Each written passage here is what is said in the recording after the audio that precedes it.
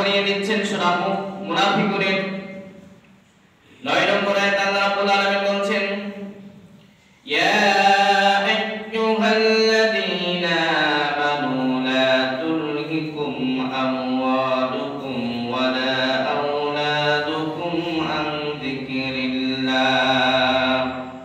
হে ঈমানদারগণেরা, হে বিশ্বাসী গোরেরা, তোমরা যারা ঈমান এনেছো বলে দাবি করতেছো, তোমরা যারা মুমিন হিসেবে নিজেকে দাবি করতেছো, মুসলমান হিসেবে দাবি করতেছো,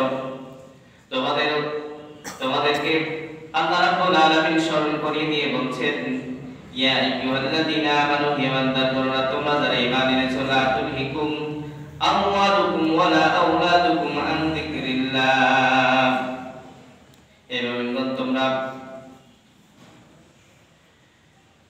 তোমাদের মা এবং সন্তান সন্ততি সন্তান সন্ততিরা যেন তোমাদেরকে আল্লাহ রাব্বুল আলামিনের স্মরণ থেকে তোমাদেরকে গাফিল না করে।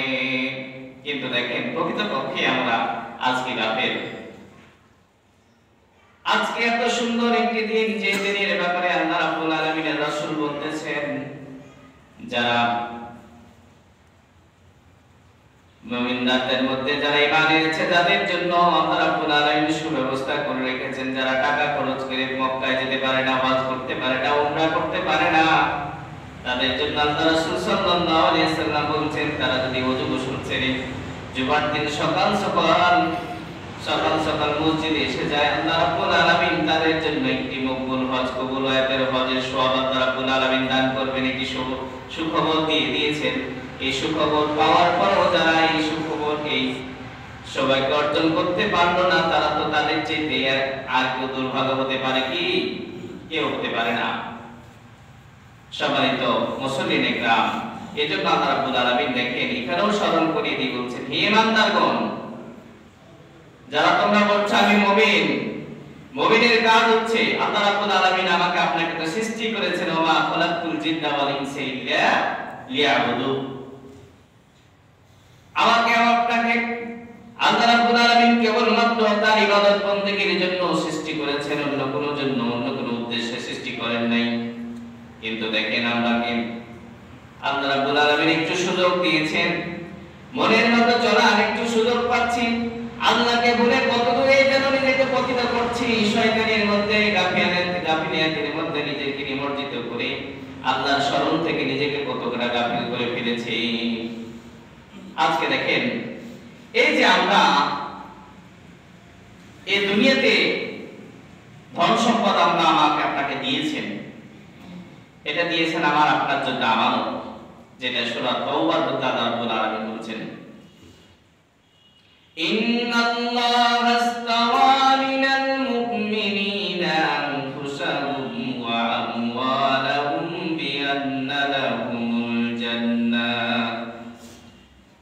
আল্লাহ রাব্বুল আলামিন জান এবং মালকে আল্লাহ রাব্বুল আলামিন জান্নাতের বিনিময়ে খরিদ করে নিয়েছেন।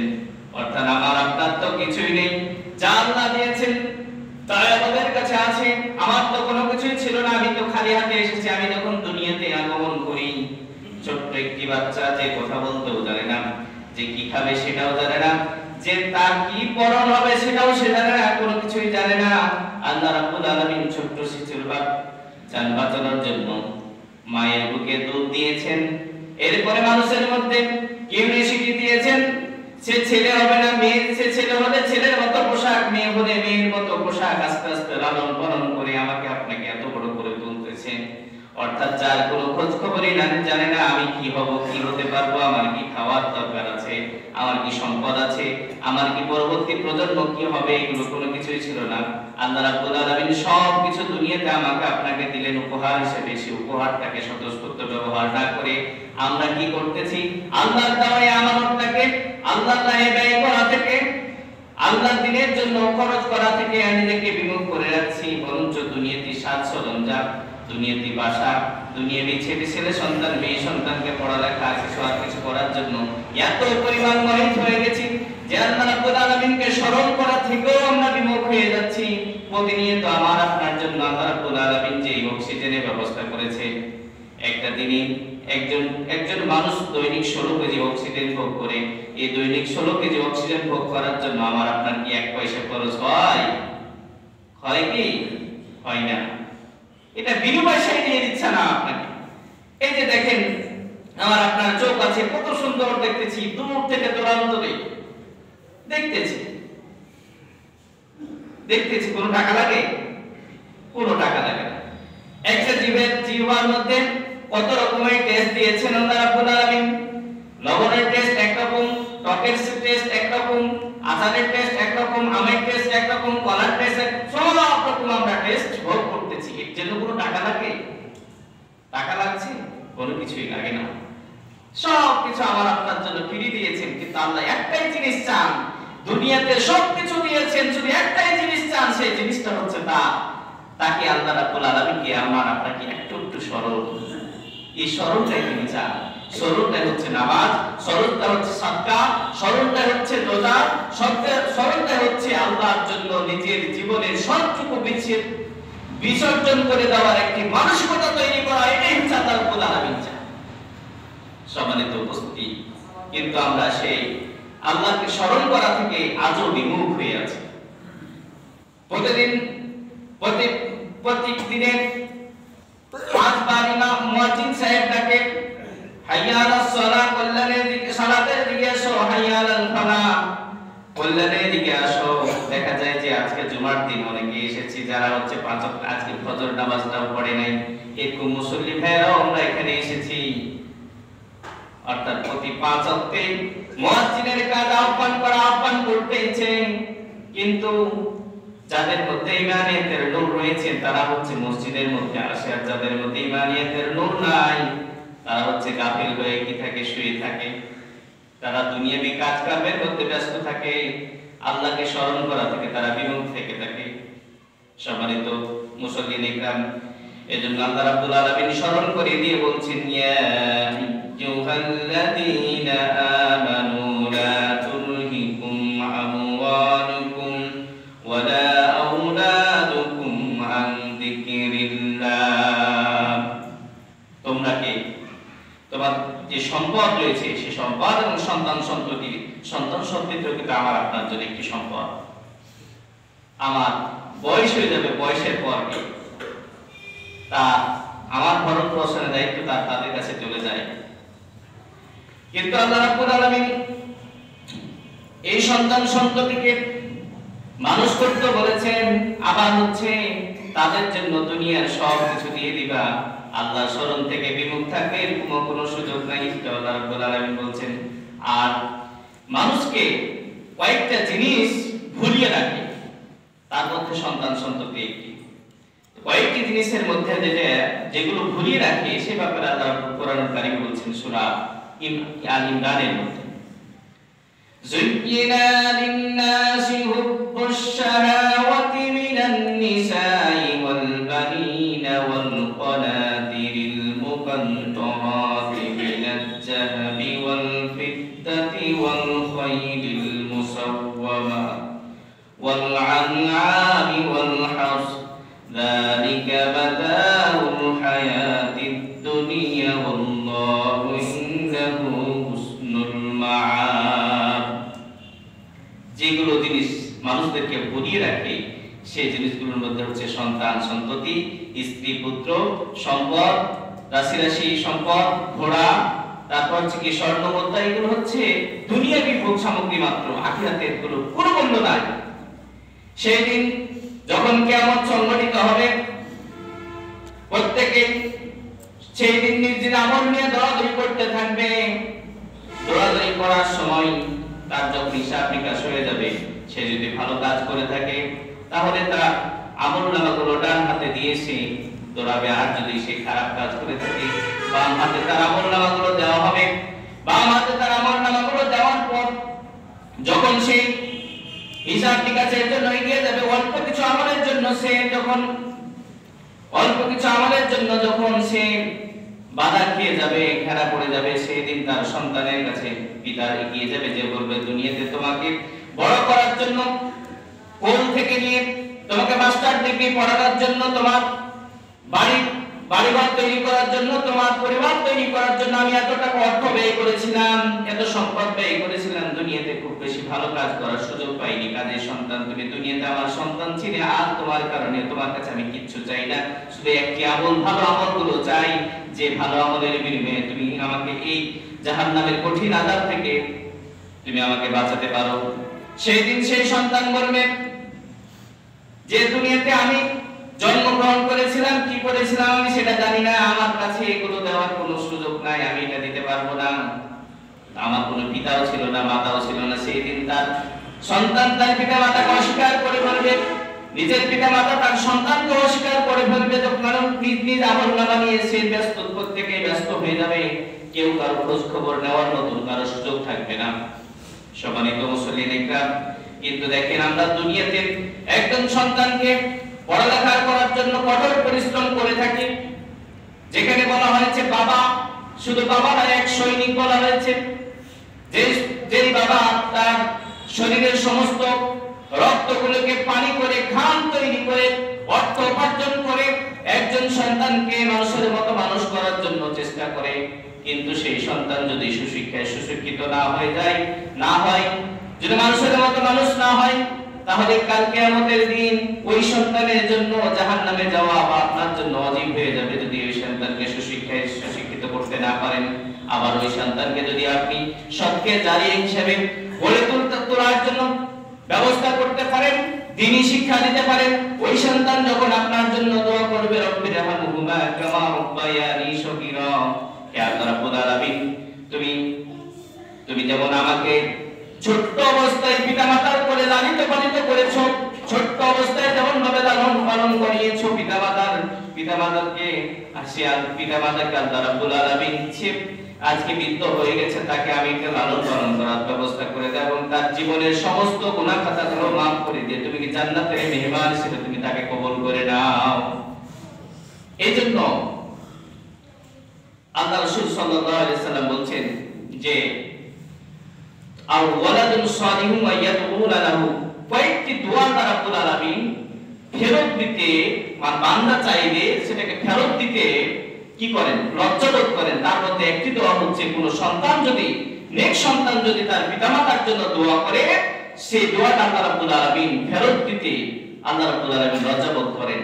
অর্থাৎ সন্তান দোয়া করার সাথে সাথে সব সন্তান যদি পিতামাতার জন্য দোয়া করে, সেটা আল্লাহ রাব্বুল আলামিন অবশ্যই কবুল করবেন, এটা কোনো সন্দেহ নাই। সম্মানিত মুসলিম একরাম, এইজন্য আমাদেরকে সন্তানগুলোকে গড়ার ক্ষেত্রে সৎ সন্তান হিসেবে গড়ার জন্য আমাদেরকে ব্যবস্থা, আপনি জেনারেল পড়াবেন না এটা আমি বলছি না, আপনি জেনারেল পড়ান, জেনারেল পড়ে যে একটা সন্তান সৎ সন্তান হয় এটা আমি বলবো না। আপনি মাদ্রাসাতে পড়ান, জেনারেলে পড়ান, যেখানে পড়ান না কেন, পড়ার সাথে সাথে কোরআনের শিক্ষা আপনাকে সুশিক্ষিত করতে হবে একটা সন্তান। হতে পারে জেনারেল শিক্ষায় কোরআনের কোনো সিলেবাস নেই, কিন্তু আপনার বক্তব্য আছে, আপনি তো তাকে কোরআন শিক্ষার একটা আসল সুযোগ করে দিয়েছেন, তাকে আপনি প্রতিদিন একটা অবজারভেশনে নিয়ে আসেন, সে কোরআন পড়ছে কিনা, সে নামাজ পড়ছে কিনা, সে কোরআন হাদিসের যে মজলিস আছে সেই মজলিসে বসছে কিনা, কোরআন হাদিসে ওরা যারা আলোচনা করে তাদের সাথে সম্পর্ক আছে কিনা। সম্মানিত মুসলিম একরাম, কথায় আছে সৎসঙ্গে স্বর্গবাস, অসৎ সঙ্গে সর্বনাশ। সৎ মানুষের সাথে যদি কেউ বসতে পারে, উঠা বসা করে, দেখেন একদিন না একদিন সে কি সৎ মানুষই পরিণত হবে। আমরা আতরওয়ালার কাছে যদি যাই তাহলে কি পাবো? দুর্গন্ধ পাওয়ার সম্ভাবনা আছে কি? আতর কিনতে পারি আর না পারি, সুগন্ধি পাওয়ার সম্ভাবনা নাই বেশি আছে। কিন্তু যদি কামারের কাছে যাই তাহলে কি পাবো? দুর্গন্ধ পাবো, এর সাথে ছাই ধুলা মাটি পড়ে নিজের পোশাকটা নষ্ট হবে, শরীরটাও নষ্ট হয়ে যাবে। ঠিক তেমন ভাবে আমি বলতে চাই যে আমাদেরকে আতরওয়ালা যদি না আতর কিনতে পারি, কিন্তু আতরওয়ালার পাশে যাওয়া, আতরওয়ালার সাথে সম্পর্ক রাখা, আতরওয়ালাদের সাথে উঠা বসা করা, এটা আমাদেরকে ব্যবস্থা করতে হবে। সম্মানিত ভাইরা, এজন্য আমাদেরকে আল্লাহর স্মরণ করা থেকে যে কয়েকটি জিনিস আমাদেরকে বিরত রাখে, তার মধ্যে অন্যতম মাধ্যম হচ্ছে যে সন্তানকে বড় করতে গিয়ে, সম্পদ উপার্জন করতে গিয়ে, সম্পদের পাহাড় করতে গিয়ে আমরা দৌড়ে যাই আল্লাহকে, আল্লাহর স্মরণ থেকে নিজেকে বিমুখ করে দেয়। এজন্য আল্লাহ রাব্বুল আলামিন স্মরণ করে দিচ্ছেন যে তোমাদেরকে দেখে ইমানদারেরা, তোমরা যারা ইমানদার মনে করেছো, ইমানদার দাবি করেছো, তোমাদের করণীয় কাজ হচ্ছে এইগুলো থেকে তোমাদেরকে যে জিনিসগুলো তোমাদেরকে বিরত রাখে আল্লাহর স্মরণ করা থেকে, সেই দিকে তোমাদেরকে খেয়াল রাখতে হবে, সচেতন থাকতে হবে। আল্লাহ রাব্বুল আলামিন বলেছেন ওয়া মান ইয়াফআল যালিকা ফাউলাইকা হুম খাশিরুন, যারা উদাসীন হবে তারা এতে ক্ষতিগ্রস্ত হয়ে যাবে। যারা দুনিয়ার সম্পদ অর্জন করতে গিয়ে আল্লাহর স্মরণ থেকে নিজেকে বিমুখ রাখে, তারা হচ্ছে ক্ষতিগ্রস্ত করতে পতিত হবে। তারা শুধু দুনিয়াতে ক্ষতিগ্রস্ত নাই, আখিরাতেও ক্ষতিগ্রস্ত হবে। আজকে দেখা যায় খুব অল্প দিনের মধ্যে অনেক ভাইয়েরা আঙ্গুল ফুলে কলা গাছ হয়, আঙ্গুল ফুলে সেটা সৎ হোক অসৎ কাজ, যারা তারা যে সৎ কথা আয় করে, তাহলে খুব দ্রুত সময়ের মধ্যে সে কি আঙ্গুল ফুলে কলা গাছ হবে না। কারণ এর মধ্যে আছে অনেকগুলো চিন্তা ভাবনা। এর মধ্যে হচ্ছে যে আমরা যদি বলতে থাকি যে সম্পদের সঠিক মতো যাকাত আদায়, সম্পদ থেকে প্রতিবেশীর হক আদায়, সম্পদ থেকে সন্তানের হক আদায়, সম্পদ থেকে স্ত্রীর হক আদায়, সম্পদ থেকে আত্মীয় স্বজনদের হক আদায়, এইগুলো করতে করতে দেখা যাবে দ্রুত হওয়া সম্ভব নয়, অল্প আস্তে আস্তে আস্তে হবে। কিন্তু দেখা গেছে যে কোনো খাত ক্ষতিগ্রস্ত করে, যখন ক্ষতিগ্রস্ত করে তখন কি হয়ে যায়, খুব দ্রুত এটা উত্থান হয়ে যায়। আর উত্থান যত দ্রুত উত্থান হয় তত দ্রুত আবার কি বিভিন্ন দেখা যায় যে সুদ ঘুষের যারা কারবারি করে, যারা সুদ এবং ঘুষের সাথে যারা জড়িত থাকে, তারা কি খুব দ্রুত উপরে ওঠে, আবার উপরে উঠতে যে বেলুন ফলার মতন ফুটে যায়। যখন একটা সুস ঢোকার কারণে একটা বিরন এতগুলো হাওয়া থাকার পরও খুব দ্রুত চুপসে নষ্ট হয়ে যায়, ঠিক তেমন ভাবে আঙ্গুল ফুলে গলা কাজ হওয়া ব্যক্তি ভাইয়েরা সেভাবে কি নষ্ট হয়ে যায়। এরকম দৃষ্টান্ত অনেক অপরও আছে সম্মানিত ভাইয়েরা। এজন্য আসুন আল্লাহর স্মরণ থেকে নিজেকে কখনোই আমরা বিরত রাখবো না। আল্লাহর স্মরণ রাখার জন্য যে সমস্ত কর্মকাণ্ডের সাথে নিজেকে জড়িত রাখা যায়, সেদিকে আমরা কি হব, বেশি বেশি ধাবিত হওয়ার চেষ্টা করব।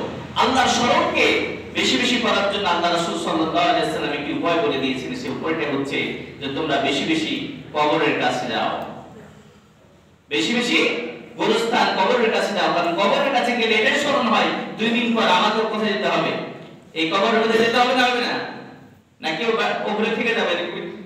কারো বিশ্বাস আছে কি? কারো বিশ্বাস নাই।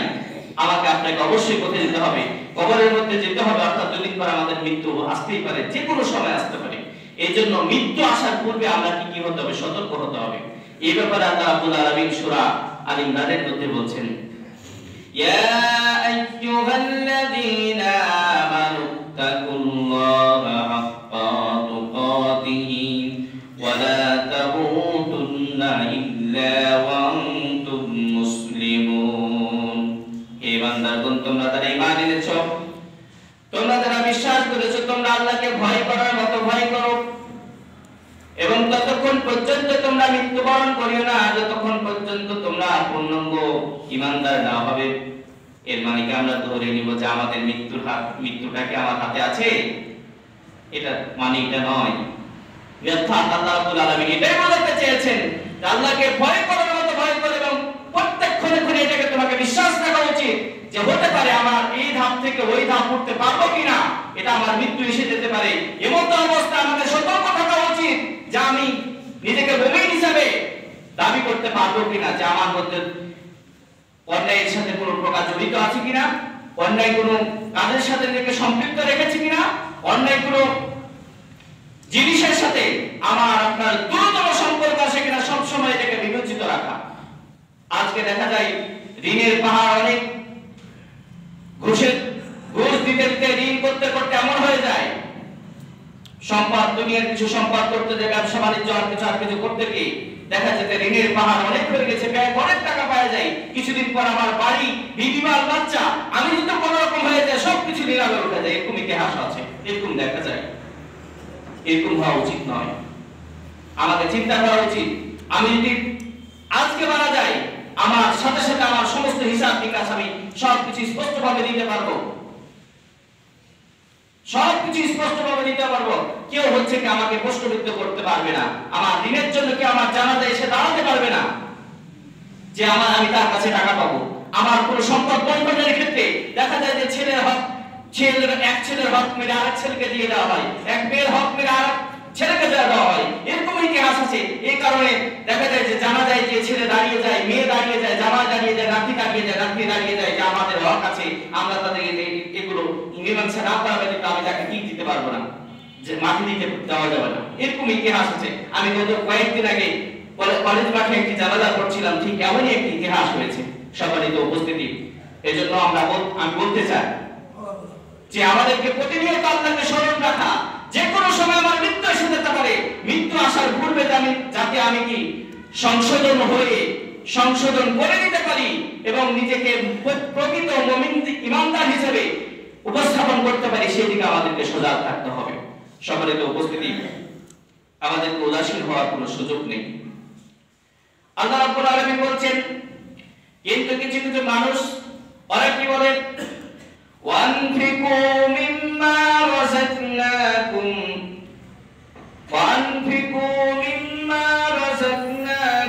مِنْ قَبْلِ أَنْ يَأْتِيَ أَحَدَكُمُ الْمَوْتُ فَيَقُولَ رَبِّي لَوْلَا أَخَّرْتَنِي إِلَى أَجَلٍ قَرِيبٍ فَأَصَدَّقَ وَأَكُن مِّنَ الصَّالِحِينَ।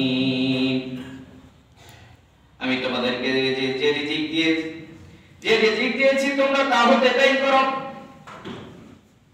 তোমাদের কারো মৃত্যু আসার পূর্বেই, মৃত্যু আসার পর কারো ব্যয় করার কোনো সুযোগ থাকবে না। এইজন্য মৃত্যু আসার পূর্বেই তোমাদেরকে যে রিজিক দেওয়া হয়েছে সেই রিজিক থেকে তোমরা আল্লাহর পথে ব্যয় করো, ভালো কাজের দিকে তোমরা সেই সম্পদগুলোকে ব্যয় করো, কারণ তোমাদের এটা সুযোগ থাকবে না। হাদিসের মধ্যে এসেছে, আমার যে সম্পদ রয়েছে সেই সম্পদকে তিন ভাগ করে দেওয়ার জন্য, একটি ভাগ হবে নিজের জীবন পরিচালনা করার জন্য, আরেকটা ভাগ হবে আমার যে সম্পদ আছে সেই সম্পদের একটা অংশ হচ্ছে আমার বিবি বাচ্চা আত্মীয় স্বজন তাদের জন্য রেখে দাও, আরেকটি ভাগ হচ্ছে ওই ভাগটা হচ্ছে কেবলমাত্র দান সৎকার করার জন্য, বিদায় দেওয়ার জন্য। আপনি যদি পারেন আপনার ভাগের অংশটাও যদি দিয়ে দিতে পারেন, সেটা হচ্ছে আপনার জন্য কল্যাণকর। কিন্তু আবার যে আপনার দেখা যায় যে কেউ ওসিয়ত করে থাকে, যে ওসিয়তের ব্যাপারে রেস্ট্রিকশন আছে যে সম্পূর্ণ সম্পদ ওসিয়ত করা যাবে না, বিবি বাচ্চা আত্মীয় স্বজনের জন্য তাদের যে হক রয়েছে সেটা তাদের জন্য রাখতে হবে। নিজের 3 ভাগের 1 ভাগ আপনি ওসিয়ত করতে পারবেন, কিন্তু আবার দেখা যায় যে ওসিয়ত করার সময় কোন বাপ যদি ওসিয়ত করে যায়, মৃত্যুর পর তার সন্তানরা সেই ওসিয়তটা পালন করার ক্ষেত্রেও গাফেল হয়ে থাকে, এরকম ইতিহাস দেখা গেছে। সম্মানিত মুসল্লিন ইকরাম, এটা যদি হয়ে থাকে তাহলে আপনি আপনার পিতাকে বেঁধে রাখবেন এবং এটার জন্য নিজেও ক্ষতিগ্রস্ত হবেন। এই জন্য যদি ওসিয়ত কোনো কিছু করে থাকে সেই ওসিয়তটা পূরণ করা তার সব সন্তানের জন্য, তার হচ্ছে প্রকৃত সন্তানের জন্য, ওয়ারিসদের জন্য অবশ্যই ওয়াজিব তার ওসিয়তটা কি পালন করা। সম্মানিত মুসলিম গ্রাম, এজন্য মৃত্যু আসার পূর্বে আল্লাহ রাব্বুল আলামিন দান করতে বলেছেন, অন্যথায় সে বলবে যখন মৃত্যু এসে যাবে, যখন মৃত্যু তাকে গ্রাস করে ফেলবে, কিয়ামতের যখন নিজের আমলনামা নিয়ে দিবে, অস্থির হয়ে যাবে, জাহান্নাম যখন তাদের জন্য ওয়াজিব হয়ে যাবে, তখন সে বলতে থাকবে যে আল্লাহ রাব্বুল আলামিন আরেকবার একটি সুযোগ দাও, আমি দুনিয়াতে যাই, দুনিয়াতে গেলে সমস্ত ভালো কাজ করব, খারাপ কাজের দিকেও যাব না, তার থেকে 3 গজ দূরে থাকব। কিন্তু আল্লাহ রাব্বুল আলামিন সেটা তাদেরকে সুযোগ দেবেন না। আল্লাহ রাব্বুল আলামিন বলছেন, কিছু কাল অবকাশ দিলে আমি সাদকা করতাম এবং সৎকর্মশীলদের অন্তর্ভুক্ত হতাম, কিন্তু আল্লাহ রাব্বুল আলামিন সেই দিন সুযোগ দিবেন না। মৃত্যু আসার পর সকল দরজা বন্ধ হয়ে যাবে, আবার দ্বিতীয়বার দুনিয়াতে ফেরত আসার কোনো সুযোগ থাকবে না। সম্মানিত ভাইরা, এজন্য মৃত্যু আসার পূর্বে আমাদেরকে সতর্ক হওয়া উচিত। আমাদেরকে এগুলো বিশ্বাস যাদের আছে, হিন্দুদের, বৌদ্ধদের, খ্রিস্টানদের এটা বিশ্বাস, আমরা মরে গেলে সব হয়ে যাবে, শেষ হয়ে যাবে। আবার তারা অনেকে বলে থাকে যে আমরা যদি কেউ মারা যায় তাহলে এর পরের জন্মে আমি কি অন্য পশু পাখি বা আর কিছু হয়ে কি দুনিয়াতে আবার ফেরত আসবো, কিন্তু এটা আল্লাহ রাব্বুল আলামিন কাউকে ফেরত আসার সুযোগ দিবেন না। তাদের বিশ্বাস হচ্ছে ভ্রান্ত বিশ্বাস, তাদের ধারণা হচ্ছে ভ্রান্ত ধারণা। আল্লাহ রাব্বুল আলামিন স্পষ্ট কথা বলছেন যে তাদেরকে সে সুযোগটা দেওয়া হবে না। সম্মানিত ভাইরা, এজন্য আমরা সময়ের সাথে সময়টাকে কাজে লাগাই। আল্লাহ রাব্বুল আলামিন বলছেন ওয়াল আসমিনাল ইনসানা লাফি খুসর, প্রত্যেক মানুষই ক্ষতিগ্রস্ততার মধ্যে রয়েছে। ইল্লাল্লাযীনা আমানু ওয়া আমিলুস সালিহাতি ওয়া তাওয়াসসাউ বিল হাক্কি ওয়া তাওয়াসসাউ বিস সাবর। অর্থাৎ আমরা ক্ষতিগ্রস্ততার মধ্যে রয়েছি। এই ক্ষতিগ্রস্ততার হাত থেকে রক্ষা পাওয়ার জন্য চারটি কথা এখানে বলেছেন। প্রথমত ঈমান আনা, দ্বিতীয় হচ্ছে আমলে সলের কাজ করা, তৃতীয়ত হচ্ছে হকের উপদেশ দেওয়া, চতুর্থত হচ্ছে বিপদ মুসিবতে যখন হকের উপদেশ দিতে গিয়ে আমার আপনার বিরোধিতা আসবে, এটাই সত্য কথা। এখানে কোরআনের আয়াতটা স্পষ্ট করছে এই বিরোধিতা আসবে, জেল জুলুম ফাঁসি আর কিছু সবকিছু আসবে। এবং অবস্থায় ধৈর্যের পরিচয় দিয়ে যদি আমরা দিতে পারি তাহলে আমরা সফলকাম হব এবং এই ক্ষতিগ্রস্ততার হাত থেকে রক্ষা পাবো। নচেত রক্ষা পাওয়ার কোনো সুযোগ আমার আপনার নেই। সম্মানিত ভাইরা, এজন্য আসুন মৃত্যু আসার পূর্বেই যে সতর্ক বার্তা আল্লাহ রাব্বুল আলামিন দিয়েছেন, মৃত্যু হবে এটাই সত্য কথা, মৃত্যু হবে এটাই সত্য কথা। এই সত্য কথাকে নিজের মধ্যে নিজের বিবেকের মধ্যে বদ্ধমূল করে সতর্ক হয়ে আগামী দিনের প্রত্যেকটা পদক্ষেপ আমার আপনার প্রত্যেকটা কদম যাতে সৎ প্রতিষ্ঠার জন্য, সত্য প্রতিষ্ঠার জন্য, সুন্দর প্রতিষ্ঠার জন্য, আল্লাহর দ্বীন কায়েমের জন্য, আল্লাহর দ্বীনকে প্রতিষ্ঠা করার জন্য, আল্লাহর হুকুম এবং আহকামকে নিজের জীবনের প্রত্যেকটা মুহূর্তকে বাস্তবায়ন করার জন্য আমাদেরকে কাজ করে যেতে হবে। আসুন আমরা নিজেদের বোধগম্যে নিজেদের বিবেকের কাছে আজও প্রশ্ন করি, ইতিপূর্বে যা জীবন হয়ে গেছে, যে জীবন অতিবাহিত করে ফেলেছি, সে জীবনের জন্য আল্লাহর কাছে তওবা ইস্তেগফার করে নিজেকে সংশোধন করার মধ্য দিয়ে আল্লাহর সন্তুষ্টি অর্জন করার জন্য আমরা এগিয়ে যাই। আল্লাহ রাব্বুল আলামিন আমাদেরকে সবাইকে তার প্রকৃত দ্বীন বুঝে আমল করার তৌফিক এনায়েত করুন, তার দ্বীনের প্রতি অটল এবং অবিচল রাখুন। আল্লাহ রাব্বুল আলামিনের সেই ঘোষণা অনুযায়ী মুত্তাকি মুমিন মুসলিম না হওয়া পর্যন্ত যাতে আল্লাহ রাব্বুল আলামিন আমাদেরকে মৃত্যুর ডাক না ডাকেন, এজন্য আল্লাহর কাছে দোয়া করছি। আল্লাহ রাব্বুল আলামিন আমাদেরকে সবাইকে সে আঙ্গিক কবুল করুন। ওয়া তৌফিক ইল্লা বিল্লাহ। ইন্নাল্লাহা ইয়া'মুরু বিল আদলি